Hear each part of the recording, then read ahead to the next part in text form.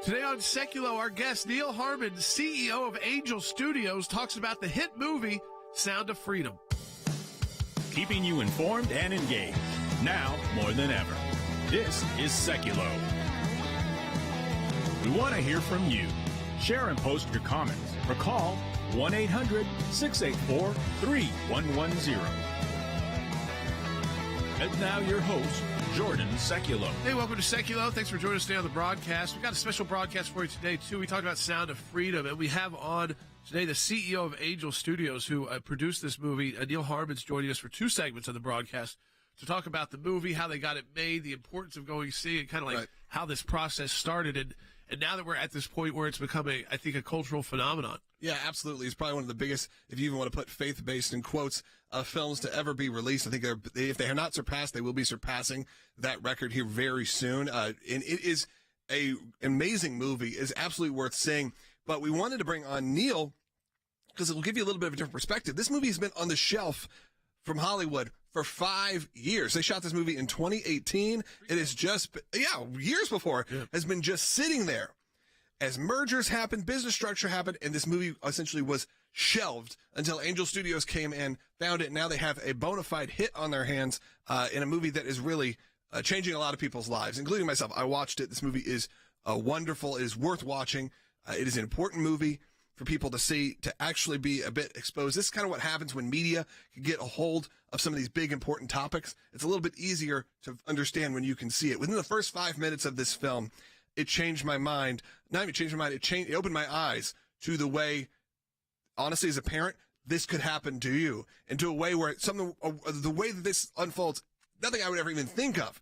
And now seeing it on the big screen, it changed everything. So we're bringing in Neal, again, who's the CEO of Angel Studios. They also produced The Chosen, among many other films and projects that they've put out over the years. And it'll be a really good time and a really interesting time. You know, we're going to talk about the actual movie, but we're also going to talk about sort of the whole surrounding it and how it got released. Yeah, so we'd love to hear from you too in the chat. If you've seen the movie, if you bought tickets to share with others, get that in the chat, get that in the comments. Give us a call, 1-800-684-3110. I would also say that we're going to cover the NATO meetings that are occurring right now. President Biden's over there. Zelensky showed up at the NATO meetings.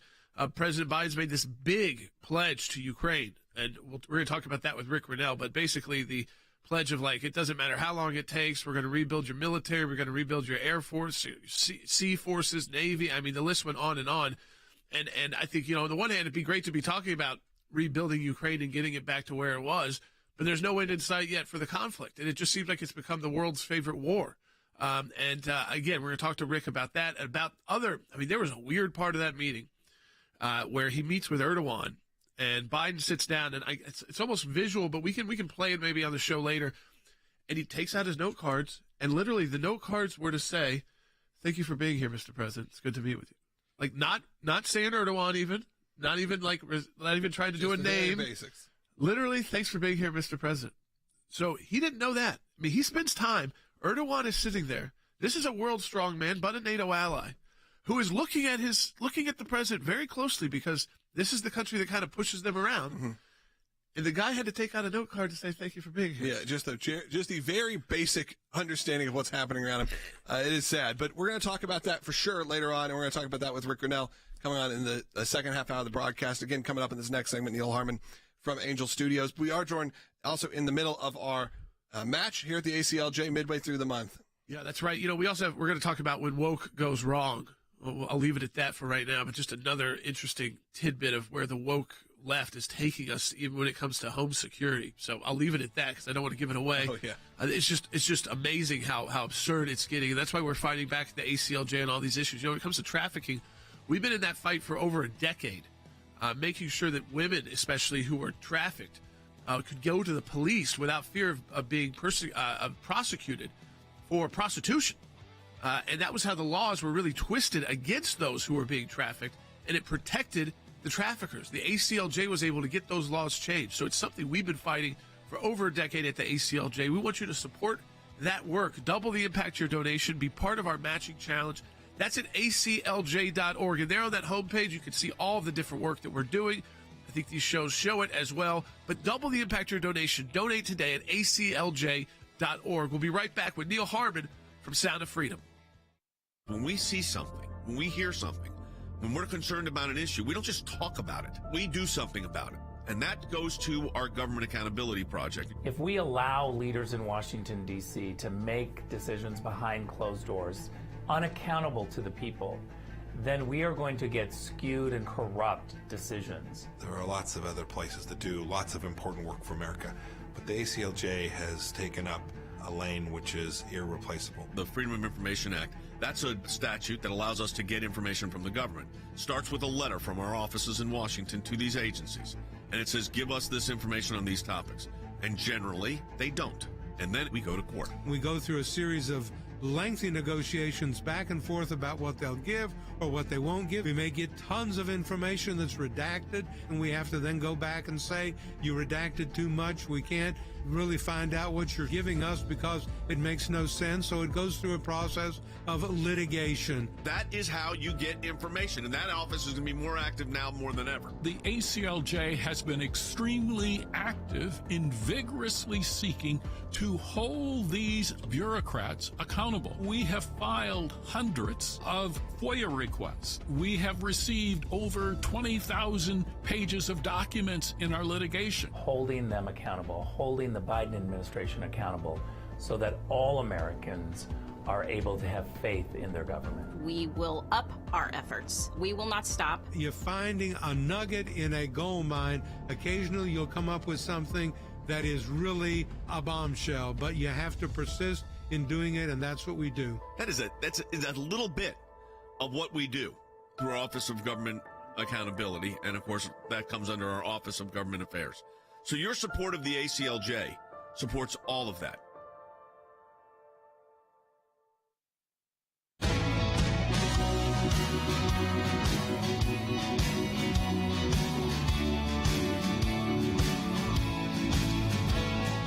To Sekulow. We've got a very special guest. As we've been talking about this week through our radio broadcast on Sekulow, through our podcast, the Sekulow Brothers, the Sound of Freedom. We've been talking about the work ACLJ has done on trafficking, specifically on getting laws changed in the United States to make sure that when women are able to get to police or people that are being sexually trafficked, that they are not going to end up being charged for prostitution, which is something actually traffickers hold over their head. And it was a whole legal effort. It took about 15 years ago to change the laws in about 50 states. But you could see how this was another pressure point where women were told, hey, even if you do go to law enforcement, you're going to be in trouble. You're going to go to jail. And so you better keep your mouth shut even when you're around someone that you would think could help you. We are joined right now by Neal Harmon, who is the CEO of Angel Studios, which is behind the new movie Sound of Freedom, which is sending earthquakes around the country. It's Angel Studios, the leading alternative to Hollywood. It's also distributed crowdfunded hits like The Chosen, The Wingfeather Saga, The Tuttle Twins, and Dry Bar Comedy. Yeah. And it's got this unique funding model as well that has made it, I think we'll talk about it, the community video on demand model. Yeah, I've been really excited to talk to you, Neal, as a filmmaker, as a podcaster, broadcaster, and honestly someone who enjoys your content and has had my family be able to enjoy your content. It's been really exciting to see what's happening with Sound of Freedom. I was a fan of The Chosen. I'm a fan of a lot of the work that you all have done, even back to the original VidAngel days and everything that's come out of this. But I have never seen a reaction quite like what's happening right now. And I mean that genuinely. As someone who is not easily won over, especially to things that would be, it gets considered your traditional faith-based movie or whatever it would be, I'm usually one of the harshest critics, I feel like. And all of a sudden, I'm seeing that every other post on social media legitimately is Sound of Freedom. And I was able to see the movie just a few nights ago. My wife and I were able to see it.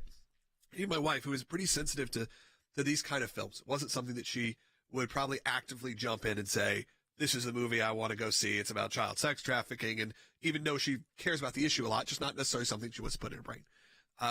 We both, when this film ended, left changed, emotionally moved. We cried multiple times in this movie. It also has an adventure action element, but mainly I know a lot of people have seen it. We've seen it even yesterday when we did our broadcast. We weren't talking about Sound of Freedom, and I'm looking at the comments going through. People are talking about the conversations happening. So I wanted to talk to you as not only someone who obviously is instrumental in getting this movie out there, but let's talk a bit about that journey, because obviously at the end of the film, if you've seen it, and I've done my digging before, this was shelved. This movie has been sitting on a shelf for 5 years, and Angel Studios, due to really a very cool process, was able to unearth this and show that this is something the audience really wanted.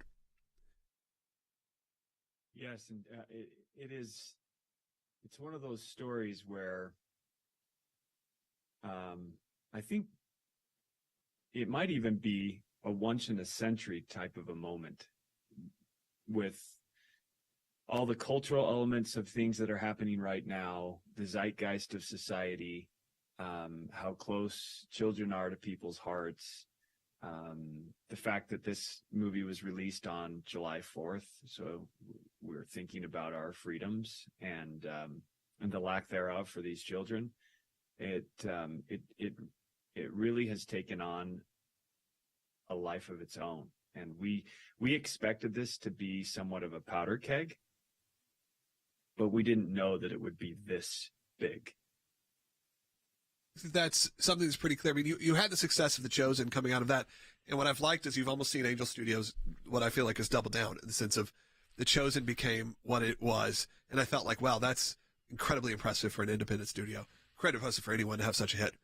And now to come out and have a theatrical release. I mean, you had The Chosen theatrical, specials and those things have happened, but to have this kind of momentum, being probably one of the bigger, if you even want to put it as, I don't even know if you consider this really a faith-based movie. There's obviously faith elements that are in it, but it's a movie everyone needs to see. And that's what I really liked, actually, in the comments when I posted about this. And this will tell you something. I posted about this on my private social media account.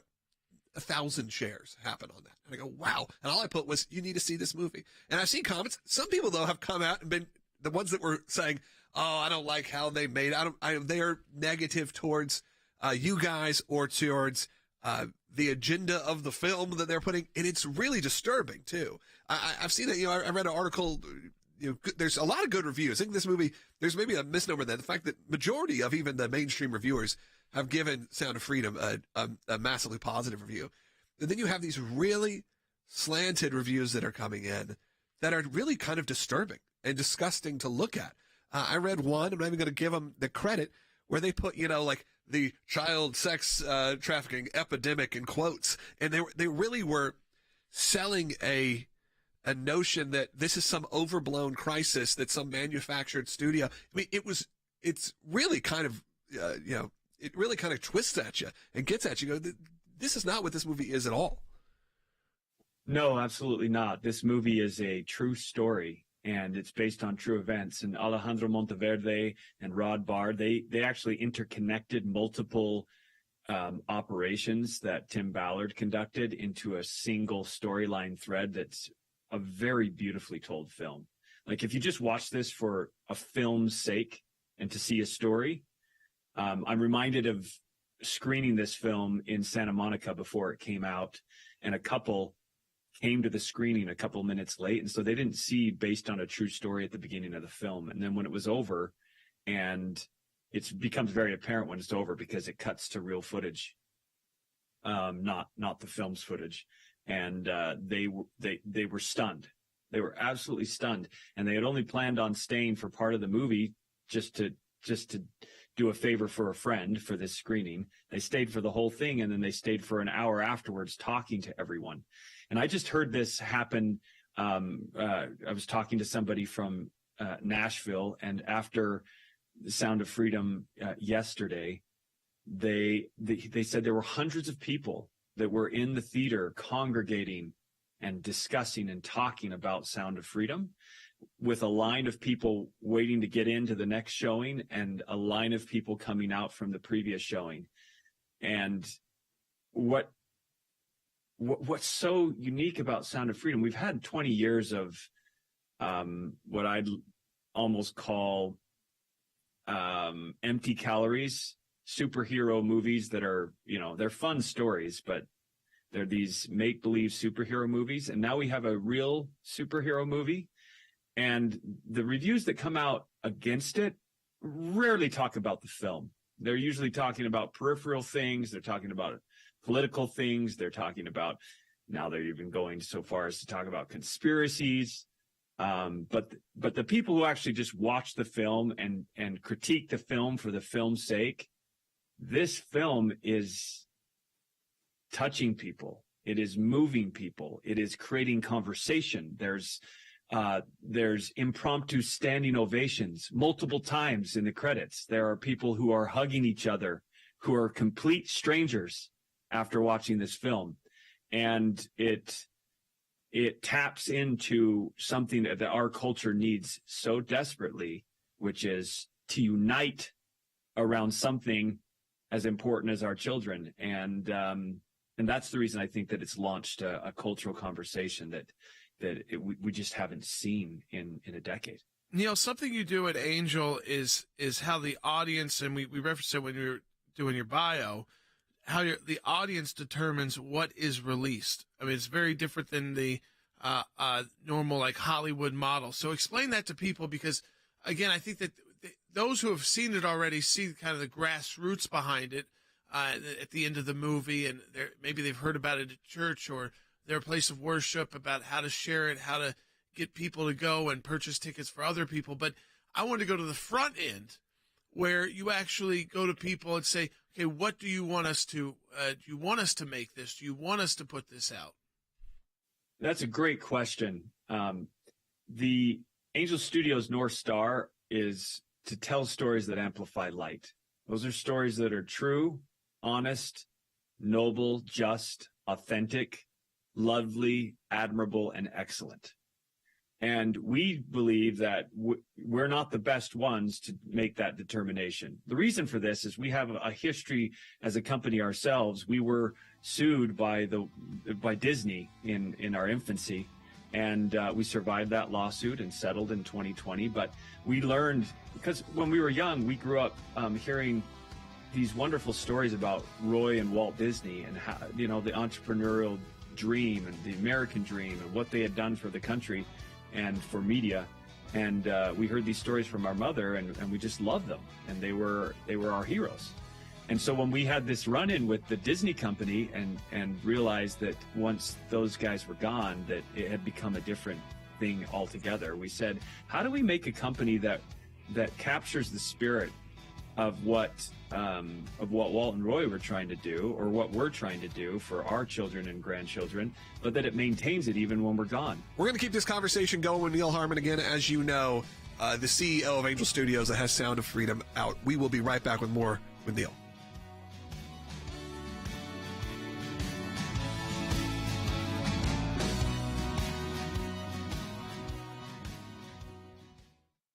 Thanks to your support of the ACLJ, we have had many victories. The report is coming out. It shows that not only did Tea Party groups get more scrutiny, but so did a host of other conservative groups. It was something that no one could believe our government was even capable of doing, and now they were admitting it. It's one of the most significant wins in the ACLJ's history. To take on the IRS and win, for the ACLJ, life has always been a top issue. Barbara, I am here at this site because there are thousands of people and millions across America that say abortion's murder. When you're fighting for the life of the unborn, you're on the right side of history, you're on the right side of law. These are young people in their 20s and 30s that are doing this, are fighting for life to beat back the abortion juggernaut. It's very important that we remain hopeful that the courts that the Trump administration was able to impact will give us good rulings that are based in law and sound reasoning. This is one of the social issues we're winning. There are historians that point out that religious persecution is at its highest level since the first 3 centuries when the Roman Empire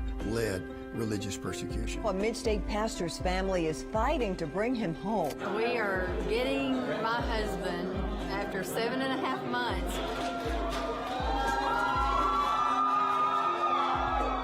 Turkey should not get away with holding my father one more day. When Brunson was finally released, who meets him at the airport at 2:30 in the morning? Rick Grinnell. I saw Pastor Brunson walk down the stairs of the plane. I was filled with emotion.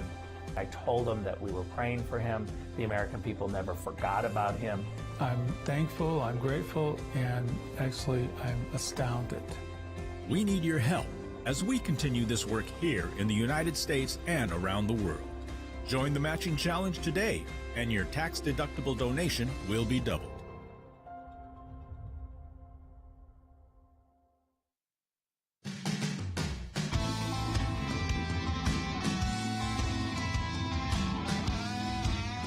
We feel like that Hollywood, the gatekeepers in Hollywood have become out of touch, and their choices don't match what people want. And so if we let the people be the gatekeeper, that'll be much more powerful.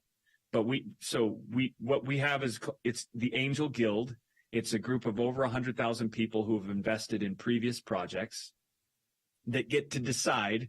They watch Sound of Freedom, for example, or they watch The Shepherd in the case of The Chosen, or they watch His Only Son or Tuttle Twins or whatever it is that would like to be part of Angel Studios. They watch it and they decide whether it amplifies light, all those principles that I just described, and whether it's really well made. And their decision is the green lighting process at Angel. I believe that you guys have done that. We've seen that happen now over and over again with Angel. And I think one of also the things that I'm most always impressed by is just the quality of content, is that you're putting out stuff that looks and can compete and is visually just as good as whatever, or better than what we're seeing. If you will go to see Sound of Freedom, if you saw The Chosen or some of the stuff you guys actually produced, it does have that different spin than a lot of faith-based stigma that kind of has happened over years. You brought up sort of the origins of Disney and the Disney company. Obviously, we hear a lot about them in the news, and as someone who grew up and has made movies about, Walt and Roy and sort of the history of that company and what it really meant, to see people who are trying to keep that legacy alive, I think it's very important for a lot of us who want to make movies that, like I said, it's not like Sound of Freedom is a movie you're going to be taking your child to, but I also know that, or your small young child, but I also know whatever's coming down the line, there will be stuff coming out of this studio that does, like I say, exemplify what's happening.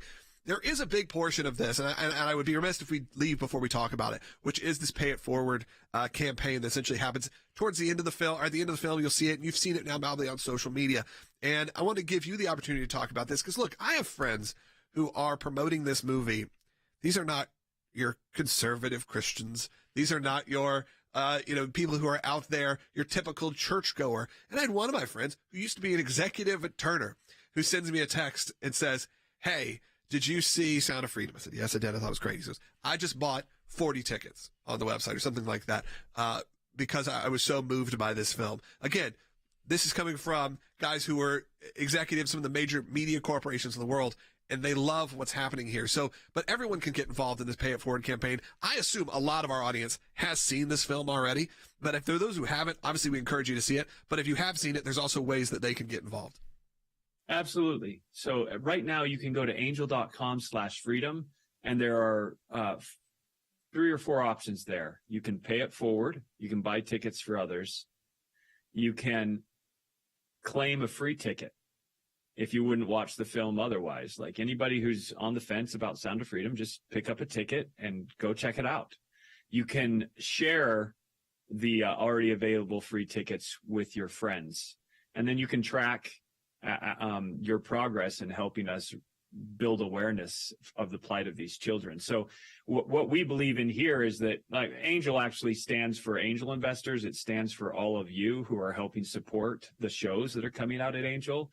And this is a way that you can be part of these stories, that you can help amplify the very best stories in this world.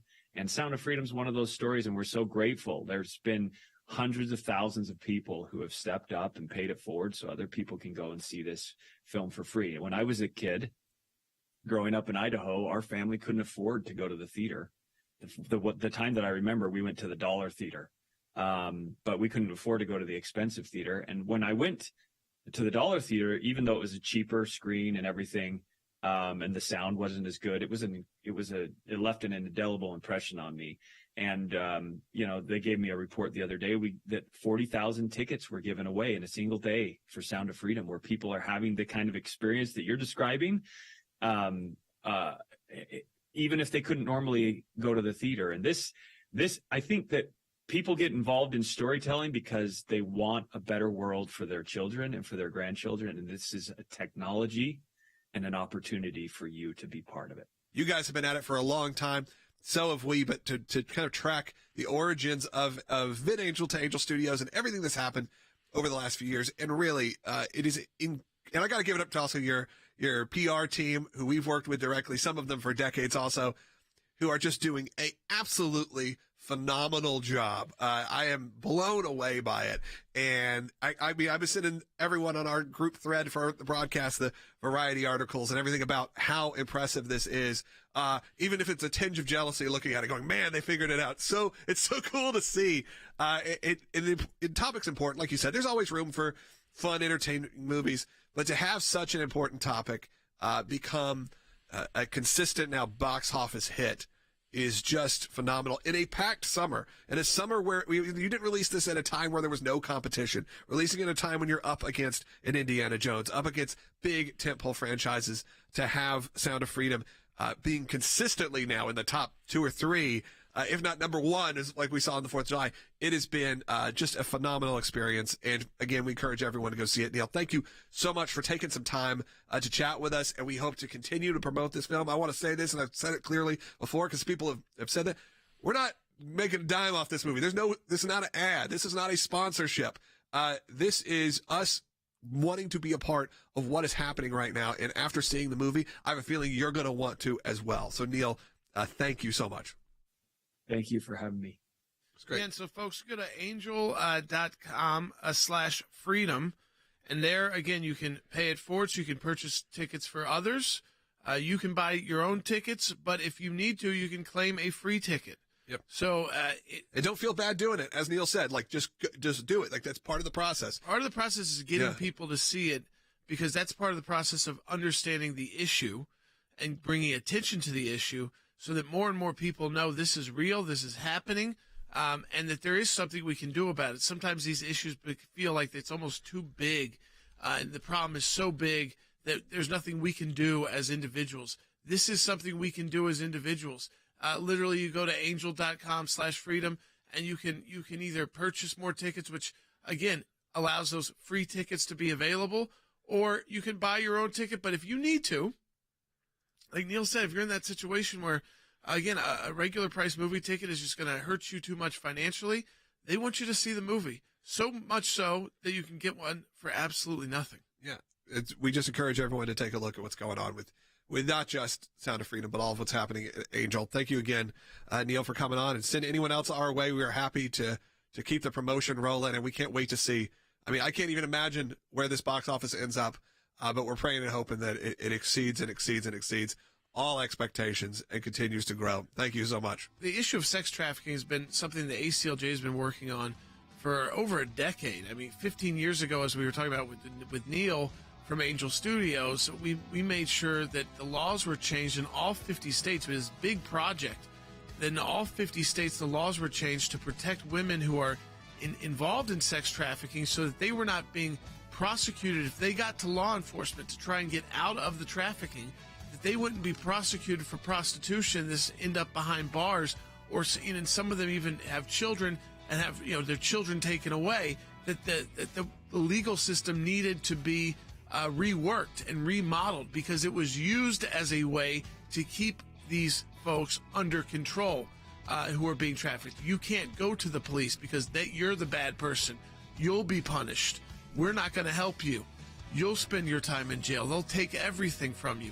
So again, support the work of the ACLJ at aclj.org, because you can double the impact of your donation. It's very important. Support our work, aclj.org. In my time in service, both as the CI director and as Secretary of State, I watched the good work that the ACLJ was doing here in the States and all across the world. The ACLJ's work at the UN, overseas, is incredibly important. We have on our team policy experts. They're all engaged in foreign policy issues. We actually try to go in and do something positive and actually affect change. We had a series of cases primarily dealing with religious liberty. Nations that had more religious freedom had better democracies. We've taken the First Amendment, and that has been our cornerstone. It's to defend the rights of people of faith. We not only hold our government accountable, but we hold other governments accountable. You have to actually be committed to fighting it out, or else you'll never win. We're in a matching challenge campaign. Any amount you donate, we get a matching gift for. Go to ACLJ.org today. That's ACLJ.org. Keeping you informed and engaged. Now more than ever. This is Sekulow. And now your host, Jordan Sekulow. And welcome back to Sekulow. We are taking your phone calls to 1-800-684-3110. I thought it was very cool to have Neal on joining us about, again, a movie which is, I mean, it's everywhere. You see the discussion, but I think every time we get closer to a midweek and then closer to a weekend, people start talking about going back again and kind of the buying tickets for people. So it's not stopping online. It actually ended up being yesterday the #1 movie in the country.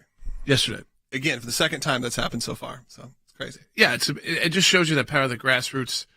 In the United States, still, people who, they will go to a theater. It's tougher to get people to go to a theater now if they actually believe in what they're going to see and feel like there's a purpose in going to see, and that they're learning something, and they're also maybe helping by bringing awareness to it. So very cool that we had Neal on, and we'd love to have other folks on from Sound of Freedom as well, and heard from you in the chat about it. It seems like a lot of you have seen it, which is great, and or planning to go see it. So that's very cool.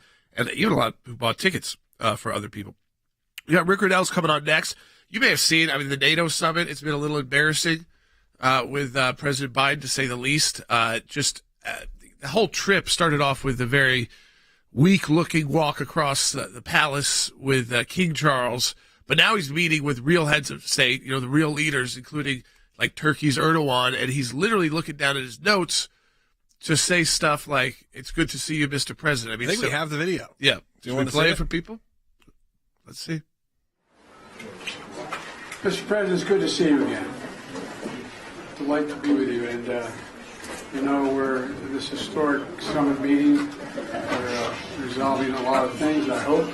And we made all the more historic by the agreement you reached yesterday and the addition of Sweden and how you're going to proceed. I want to thank you for your diplomacy. Just understand, when he's looking down, he tries to hide them. Yeah, and if you weren't watching, by the way, maybe we can explain. President Biden pulls out note cards sitting there with Erdogan, and the note card is just like, "Hello, Mr. President," or something like that. We made a lot of positive things, and the big news was that Turkey has stopped blocking Sweden from joining NATO, which is a move that was going to upset Russia because, again, that goes to Russia's near Russia's other borders. But Turkey has stood out of the way. Sweden is going to join. So there was some actual big news. It's a big moment that Turkey has removed that block on Sweden joining NATO. And yet, I mean, literally, he's just trying to read note cards just to get through the niceties.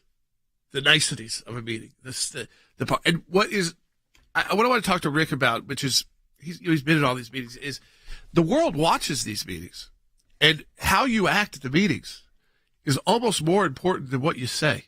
Like your demeanor, when you look weak, it is real. It's a real problem for the United States. I'm not just trying to make fun of a guy because he's old or he's looking a little bit feeble. It makes the country he's the standard bearer, like it or not, for our country abroad.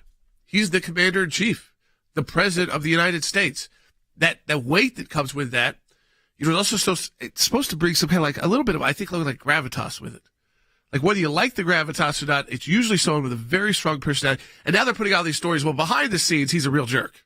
He's real nasty to his staff. Tough behind guy. the scenes.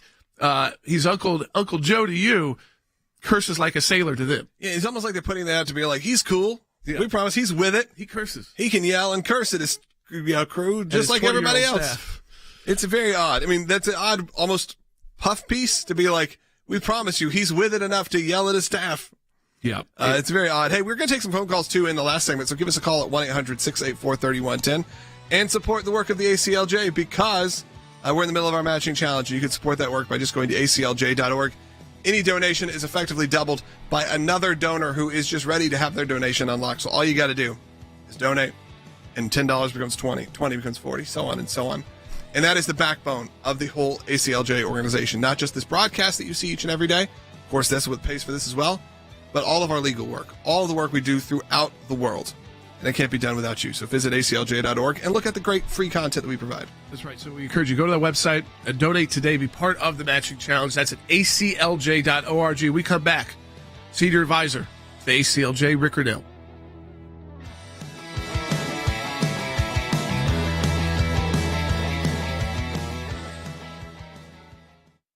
President Biden is in Lithuania meeting with NATO leaders. He praised Turkey's decision to back Sweden's bid to join the alliance and called the expansion of NATO, quote, consequential, adding the countries would continue to stay united. I want to thank you for your leadership, Mr. President. The summit is reaffirming our commitment today with thanks to us allies in NATO, and I hope we can make it even stronger.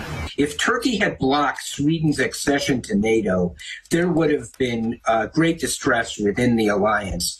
As it turns out, there's alliance unity. The alliance has adopted new war plans that are aimed at Russia. It's really Putin's worst nightmare. Even before this conflict, Ukraine has been lobbying to become part of NATO. There is support from several Eastern European countries, but other countries, not so much. President Zelensky at a concert here at NATO, just hours after he had expressed frustration on Twitter, saying, quote, it seems there is no readiness neither to invite Ukraine to NATO nor to make it a member of the alliance. Uncertainty is weakness, and I will openly discuss this at the summit. I want to discuss with our partners all these things. We'll speak today and fight for this. Its security guarantees for Ukraine on the way to NATO. Various NATO countries have been stepping up to provide new assistance. France, for example, is offering new long-range missiles. Germany is offering armored vehicles and tanks. And just today, a consortium of 11 nations announced that they were going to be, for the first time, training Ukrainian pilots on American-made F-16s. That's something that Ukraine has been seeking for quite some time. So the nations here are stepping up. They just aren't giving Ukraine what it wants the most, which is NATO membership.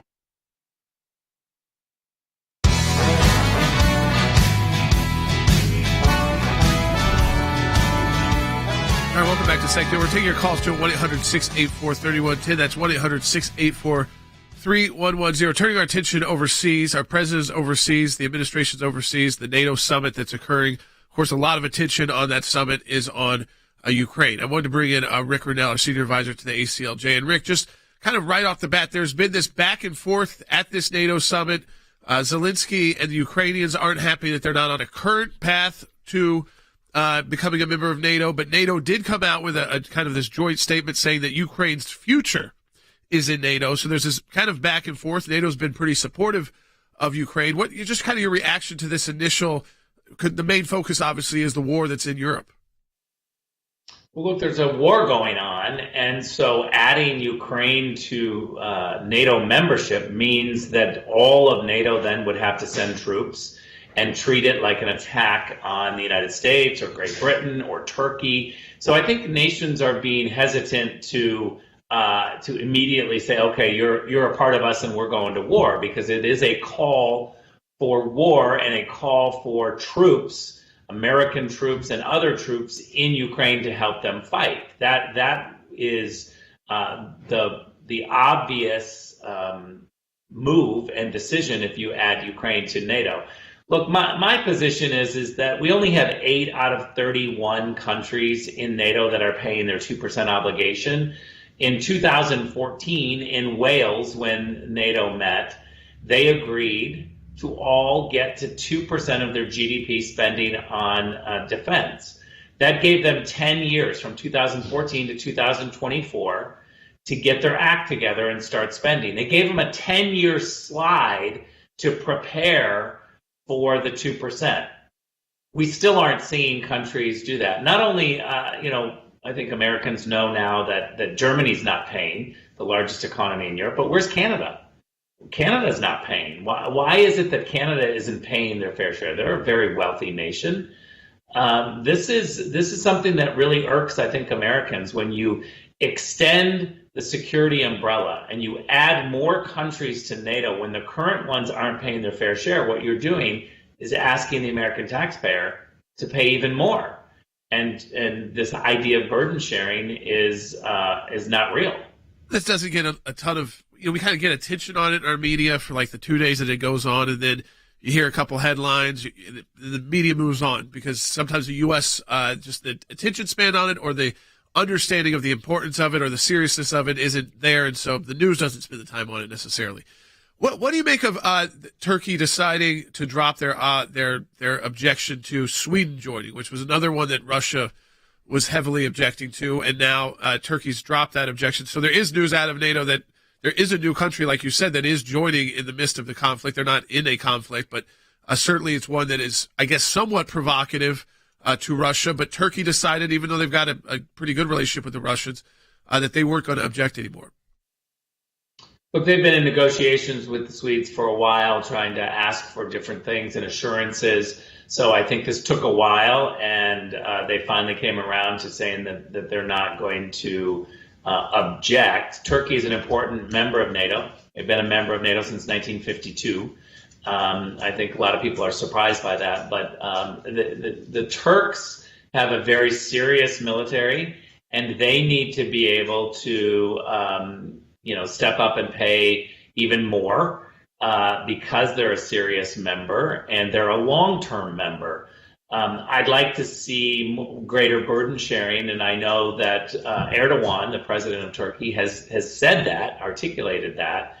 It remains to be seen how Turkey is going to view these additional members that are being talked about, Bosnia, Herzegovina, Ukraine, and others. Look, I think that we should stop adding new members right now and concentrate on getting the current members up to speed. Funding up to speed first. I mean, it is one of those things. I think what Americans need to understand is we are the brunt of this we are paying through our economy, through our taxpayer dollars, and so we shouldn't shy away from paying close attention to what happened. Also, Rick, I mean, there's always, I think, fair criticism of how our leaders look at these meetings, because I think that's very important to the world that does view these meetings. I mean, we might not spend as much time on it as in our media, but we know that these images of these world leaders together are all over world news this week, and especially these couple of days. President Biden has started out this trip, it was fairly weak with King Charles, just kind of sad looking, honestly. And then with Erdogan today, I mean, he's literally reading notes to say not even any details, nothing real specific, just to say, thank you for being here, Mr. President. It's good to see you again. And like to start a meeting. And literally the whole time he's looking down at his legs, and he's got his notepad, his note cards there. And I would just like, your reaction, like how the world reacts to that, not just how we react to it as Americans looking weak, but the world must also see like this just doesn't seem like he's in charge. Look, I've traveled the world these last couple of years, met with individual leaders of countries pretty consistently. And the reality is that they do complain about the weakness of Biden, and they make fun of him. And that is irritating for an American to hear. It's frustrating. The fact is, Jordan, that Joe Biden can't have a real-time discussion. He can't go back and forth and respond in real time. He can only read statements, one-way conversations, which is why he skipped the dinner. When it gets to be late night and all the leaders are at dinner, and that's where a lot of real work is done because there's a lot of back and forth without cameras. Joe Biden can't do that. He's either tired or too old or incapable of actually responding in real time, and so he skipped the dinner. I think that has grave consequences for the United States. It's important to point out. I mean, even that note, just those kind of things that might be off camera, like you said, but we all know, I mean, in any kind of real deals, it's not going to happen when the media's in the room. It's going to happen off camera, behind closed doors, in a different kind of more casual maybe setting where you can actually speak your mind, talk, and know that the cameras aren't there, and he's not even there. I mean, that just shows you we're the country paying for all of this for the most part, putting the most money in, and our leaders not even with the other leaders. I wanted to go to something domestic, too. We have Christopher Wray's testifying today on Capitol Hill. It always gets a lot of attention. He's kind of doing what we've gotten used to him doing as head of the FBI, which is basically saying, listen, the FBI is great. This time was interesting. He kind of said, he started his opening statement, Rick, with, listen, we do all this other work, so don't judge us over the two things that you may pay a lot of attention to. But I mean, if they're the two most important investigations you're doing, one of maybe a former president and a current president, of course, you better be getting those right. Yeah, look, some of the big stuff he's not getting right. The leadership of the FBI, I think, are not serving the individuals of the FBI who many are great Americans and want to see their agency protect America without partisan investigations. And I think that they've failed. Chris Wray needs to understand that the credibility of the FBI falls on his shoulders. And when he stumbles, I think he should resign. I think that the leadership should resign for the good of the Bureau. I mean, that's the thing I take away, Rick, is that ultimately here, we know that the FBI is full of people that are doing good work. And we've seen from whistleblowers, I mean, they're complaining about how they're being treated to try and do good work. But if your most high-profile investigations, like you said, look, so partisan and so like we start talking about two-tier system of justice like that's normal in the United States of America or something we've got to accept, that your whole institution will be judged by that. You can't really tell us, well, there's all this other great work that we're doing, but the two things that are going to get the most headlines, we screw up every time. That is not a good answer, but that is his entire testimony today, basically, is you're focusing too much on how we investigated Donald Trump or Mar-a-Lago or how we investigated Hunter Biden and not about the other work that they're doing. I think the issue hasn't been the other work that they're doing. It's that they're maybe not focused enough on the other work and too focused on politics. Look, I think that Director Wray misses so many moments and misses opportunities to give the public the assurances that they are credible and nonpartisan. Today, for instance, when Republicans were really pressing hard, he failed multiple times to actually step up and say, look, I take your criticism. I'm trying to be transparent here, but we are working hard to not be partisan. He doesn't say that. He fights with the Republicans, he pushes back, and then he sits there while Democrats really compliment the work of the FBI leadership as they weaponize their power against the government. Well, I think against the people, I think we've got to make it perfectly clear that government right now, big government, is supported by Democrats, and they don't want to push back. They don't want reform. They like the aggressiveness, the partisanship that DOJ and the FBI are giving. That is scary for anyone who's listening to us who feels like they want a check and a balance on the system. You're not getting it when you vote for these Democrats. The head of the FBI sitting there testifying and being praised by one party in the hearing, and the other party is saying how horrible the work you're doing. The other party is saying, oh, we love that work because you're going after our opponents. I mean, that's when you say, okay, that whole system, it doesn't work. Like we need major reform. Rick, as always, we appreciate you joining us. We'll be right back.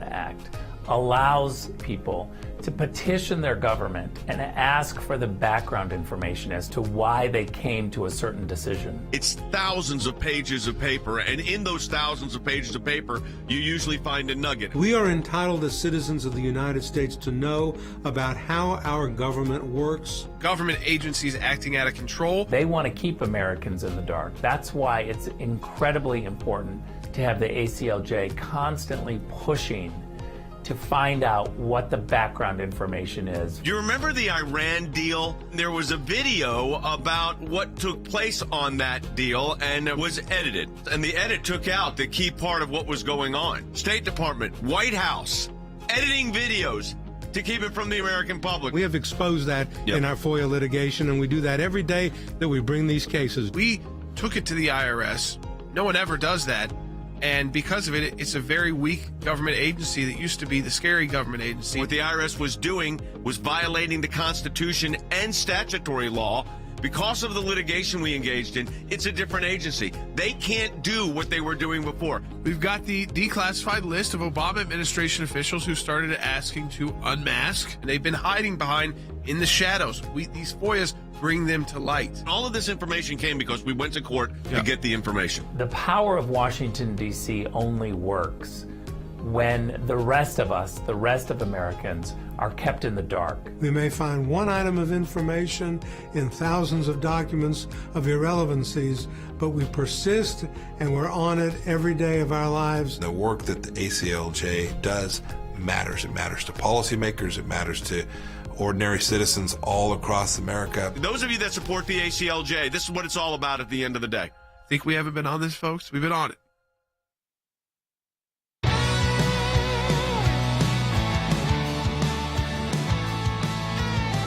All right, welcome back to Sekulow. We are taking your phone calls to 1-800-684-3110. That's 1-800-684-3110. Let's go to the phones. Actually, we're talking about NATO. We were talking about obviously these are very important meetings. Sometimes we kind of get glimpses of them. Sometimes because the time difference is off, and also because it's a little bit European dominant. But of course, this is extremely important when we have a war in Europe going on. That we're not only the number one funder of NATO, but we're the number one funder of this war going on in Ukraine. So all the movings around in parts are very important. So let's head to the phones about it. Yep, we're going to go to D in Colorado on line 1. And D, welcome. But also, if you do want to call in, 1-800-684-3110 about the UN, about us, or about Sound of Freedom, we'd love to hear from you on your thoughts on that as well. Give us again a call, 1-800-684-3110. D, you're on the air. Hi, thank you for taking my call and everything that you do. I have one comment, and that's before we start funding and supporting and building up other militaries, we need to focus on our own and build ourselves up.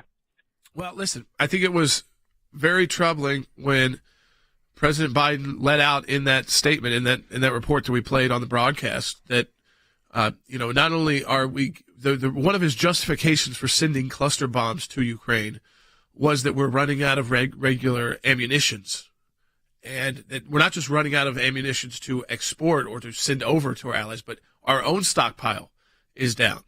And then, Secretary Pompeo came on the broadcast yesterday and said, yeah, it's not that, by the way, the war in Ukraine has exacerbated that, but we do not have the kind of weapons necessary to sustain a long-term conflict right now in the United States of America. We don't have the weapons. Let me repeat that again. The weapons necessary. We have the people. And you know where a lot of those weapons parts come from? China, which has got, issues as well. So there is a real, I think, coming to Jesus moment that the country has to have on our own protection. And it's great to help other allies in the world and if we can be the head of NATO and be the leader in that sense, I think that's wonderful. We want to make, America the leader of the world. At the same time, we better be leading at home. You've got to lead at home. It's like the America First agenda. It's not anti the rest of the world, but it's saying let's build up America to make it stronger, better, and safer, because that actually makes the world a stronger, better, and safer place. A place that Russia doesn't invade Ukraine. A place that China doesn't invade Taiwan, because they're too afraid of what the United States might do in response. And then you don't even have to use your weapons, but they know you've got plenty of them. And right now, our president, our commander-in-chief, let the world know we don't. I mean, that's just a bottom line, actual, factual statement from the President of the United States. Yeah, and there's a lot more of that. It seems like it's happening on and on with this situation, whether that is, like I said, admitting that we're not as strong as maybe we thought we were, and what that looks like. And I think we saw that. We saw that in Afghanistan. We saw sort of the situations that happened that the rollout. Now we learned out there's so much more that came out of that because some of the ACLJ's FOIA requests that we had last week, we found out, so much was put into the green side of this and not put into actually the military side of it. These are the kind of things that we work on here, and we make sure that if it's not even direct legal action, a lot of times it's exposing what's happening. Yeah, I want to play too. So Christopher Wray is testifying on Capitol Hill, the FBI director, and listen, we know there's going to be a lot of criticism from conservatives. He usually just pushes back and says, "I can't talk about it. I can't say anything." And right. He was asked about FISA from Matt Gaetz. I mean, he was just asking him again, kind of just information that's been reported. So it's like, hey, prep for the hearing. You know you're going to get asked. Take a listen to this exchange. Just kind of infuriating. Let's go from the uncurious to the downright nosy. How many illegal FISA queries have occurred under your leadership of the FBI? Well, there are reports that have come out with different numbers about compliance incidents. More than 1 million illegal ones?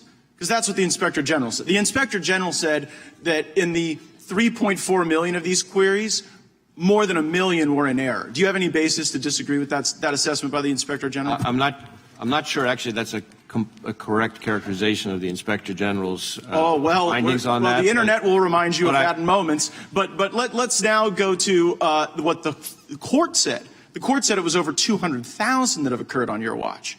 Do you have any basis to disagree with that assessment? Again, I don't have the number as I sit here right now. What I can Seems like a number you should know. How many times the FBI is breaking the law under your watch, especially if it's like over 1 million. Yeah, see, this is the part. I mean, the frustration level is like a court found out that you did this, and I don't have the numbers. The Inspector General said it. I don't agree with our Inspector General. That's the Inspector General of the FBI. Every time one of those illegal FISA queries happens, that's illegal, unconstitutional.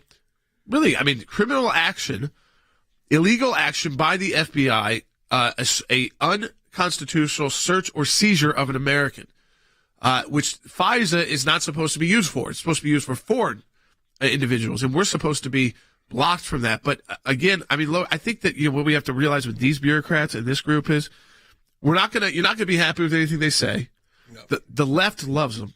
I mean, he's getting praised the entire hearing. It's easy to just say, I don't know. And then all of a sudden you said people love him on the one side, and the other side goes, well, how do you not have this basic number that you know you're going to get asked? Because he knows he can get away with it. He knows he can say, I don't know. Is it over 1 million? Who's to say? They said it was at least 200,000 during your time. I don't have that number. I don't know. Maybe you're right. But the thing what's weird is he doesn't say no. No, he doesn't say no because he doesn't want to be on the record saying, a misstatement that he then has to go correct. So instead it's I don't know. I have no idea what's going on. The whole idea is, we're doing a lot more important work. Don't worry about that work. Don't worry about the Mar-a-Lago raid that the news pumped down on you for 3 months. Just, know that we're doing other good work. I think most Americans know that a lot of FBI agents are doing good work, but there's some FBI agents who are spies at Catholic churches in Richmond, Virginia, and putting out memos about radical traditionalist Catholics. There is a problem at the FBI, and it's not just with going after conservative leaders or the former president of the United States, but making deals with Hunter Biden. Right. It's the whole culture of the FBI. Why is the left? I mean, I think this is what we have to ask ourselves. I thought liberals were supposed to be the ones. They're very anti-law enforcement at the local level. We'll talk about maybe on a podcast. They don't like your cameras at your house. Oh yeah, we didn't even get to that. We'll have to do that, later on. So all these cameras everybody's got at home, which are affordable now, you can keep security and know who's coming to your door. And most people are utilizing them and working with their security systems. It made home security a lot less expensive as well. They're opposed to that. It's always when it comes to the local law enforcement, the people who are putting their life on the line every single day to keep our neighborhood safe. There, they want to defund. Yeah.